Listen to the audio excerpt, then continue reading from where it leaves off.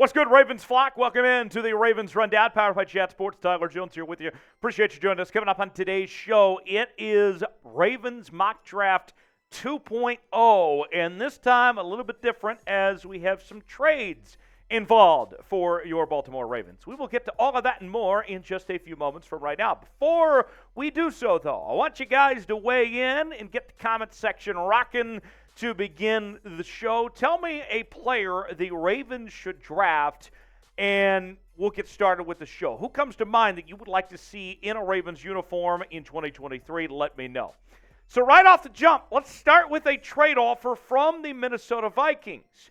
The offer that comes in has the Ravens trading down just one spot from 22 to 23. And by doing so, they pick up a second-round pick next year, and the Ravens receive the fourth-round pick from the Ravens for this year. So all in all, you're only going back one spot, and you're picking up a second-round pick in the future here. You give up a fourth. To me, this seems like a no-brainer decision here. All you did was drop back one spot, and the board doesn't change that much. So let's go ahead and look at the last five picks of the players that were selected here. The Eagles go with Kelee Ringo from the Georgia Bulldogs with this selection. 19, the Bucks, they go with Isaiah Foskey, the edge from Notre Dame. The Seahawks go running back with Bijan Robinson at Texas. And then the Chargers go Michael Mayer, the tight end from Notre Dame, with the Vikings with that 26th selection that they took from the Ravens, taking Clark Phillips the second, the cornerback out of Utah. So that leaves us with the Ravens selecting at this 23 position. Five guys that are best available include Bryan Bresee, Trenton Simpson, Jaxon Smith-Njigba from Ohio State, Jahmyr Gibbs, the running back out of Alabama, and then Devin Witherspoon, the cornerback out of Illinois. Those are the best options for the Ravens. This mock draft is courtesy of our friends over at Pro Football Network. And so with that, the Ravens, with this selection, who they end up taking with this pick, is that they end up going with Jaxon Smith-Njigba out of the Ohio State with the pick. The third-team All-American wide receiver is ultimately who the Ravens pick. And for me, this is one that just makes too much sense for the Ravens to pass up on. You're looking at a player that I know that he's dealt with the injuries and that he missed most of last year, but it was a hamstring issue. I don't think at the end of the day it was something that is going to linger on and be that big of a deal. He's very talented. Number one wide receiver according to Mel Kiper Jr. and the number 5 overall player in this draft. And when you're talking about his talent level, remember he played with guys like Garrett Wilson and Chris Olave, and his numbers were better than both those guys there at Ohio State. And look what they've done so far in their young NFL careers to this point. Mel Kiper on Jaxon Smith-Njigba. He has stellar burst and explosiveness out of breaks. He's a hands catcher who can run the entire route tree, and he can make defenders miss after the catch. Most of Smith-Njigba's work came from the slot last season. All but 8 of his catches came while lined there. He led the FBS in receiving yards per route, 4.0. There's a great chance he will remain the top receiver off the board in April. And I know we didn't see very much of him in 2022. In just 3 games played, had 5 catches for 43 receiving yards, but it doesn't tell the whole story of just how good this guy can be. And if you're the Ravens, you're desperate at receiver. You have a new offensive coordinator in Todd Monken that you have to think is going to want to throw the football more. To me, Jaxon Smith seems like a natural fit for the Ravens. So sound off for me in the comments section. Do you like the pick of the Ravens going with JSN? Would you draft him? Should they draft Jaxon Smith-Njigba? If you think they should, type Y for yes. If not, type in for no. Let me know in the comments section below if you would draft JSN or not. You might get an ad break. If so, take advantage of it. Get your votes in and let me know. Y for yes, in for no. So then we move on to the 86th overall selection. That's where the Ravens go defense. And this time they find Tyrique Stevenson out of the Miami of Florida, the cornerback with this selection. And Stevenson is a good value at this find to pick him up at 84, as according to NFL Network's draft analyst Daniel Jeremiah, he's got a first-round grade on Stevenson. And we found him all the way at 84. Pretty good value there. He's a guy that has had a pretty high profile on him his entire career. Started with the Georgia Bulldogs under Kirby Smart, ultimately transferred to Miami.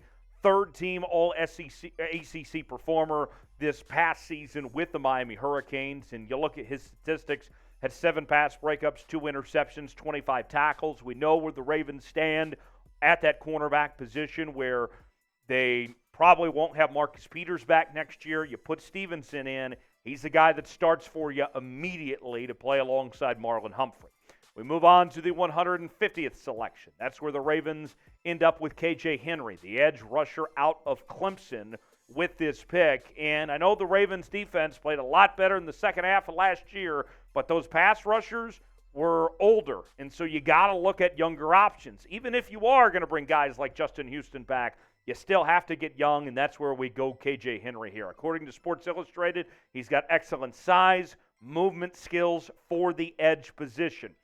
A player that was outstanding last year. Third-team All-American performer, second-team All-ACC last year. The numbers, 49 tackles, 3.5 sacks, 1 forced fumble there with the Clemson Tigers. You pick him up, and I think you feel pretty satisfied of what he brings to the table, and you let him develop, learn from guys like Justin Houston and company, and then when his day comes, watch out. He could be a spectacular football player potentially for the Baltimore Ravens.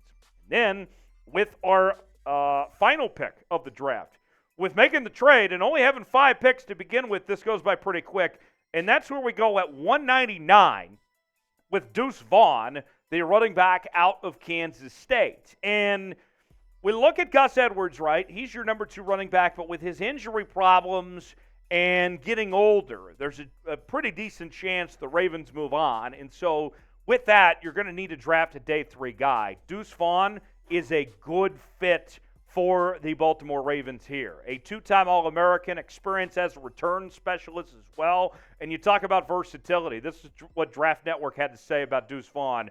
He can be a running back. He can be a receiving back. And then the return specialist, too. You're getting a little bit of everything with Deuce Vaughn. Yes, I understand that he might be a little bit undersized. I understand that concern there. But, I mean, he's a spectacular football player. 245 carries, nearly 1,300 yards, 7 touchdowns. As somebody that went to the University of Kansas, I am so glad that Deuce Vaughn is out of the Big 12 Conference now. Don't have to deal with him anymore, and that he's going to be in the National Football League, because I think he has a bright future ahead. He's getting a lot of comparisons to Darren Sproles, who also played at Kansas State.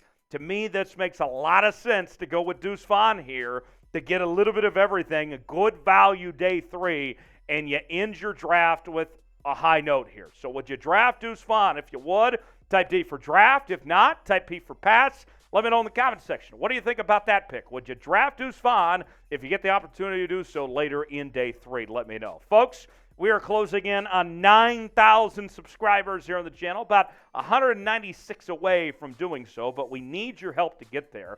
We're going to do more mock drafts. This is not the last mock draft by any stretch of the imagination. We have more coming in the very close future.